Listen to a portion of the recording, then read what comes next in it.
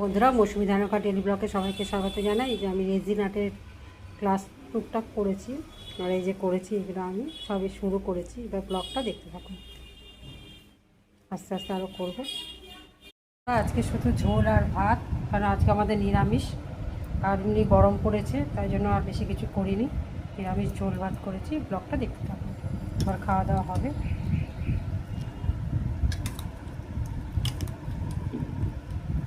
মধ্যে পেঁপে, আলু, গাজর, বিনস, বরবটি সব কিছু দিয়ে, পটল, ধনে, জিরে, গোলমরিচ দিয়ে ঝোলটা করেছি, আর নুন, হলুদ। ব্লগটা দেখতে পাবো। আজকে রাতের খাবার হচ্ছে সোয়াবিন আলুর তরকারি, তো নিরামিষ আমাদের, আর হচ্ছে ভাত। ব্লগটা কেমন লাগলো জানাবে, লাইক সাবস্ক্রাইব করবে, সুস্থ থাকবে, সাবধানে থাকবে।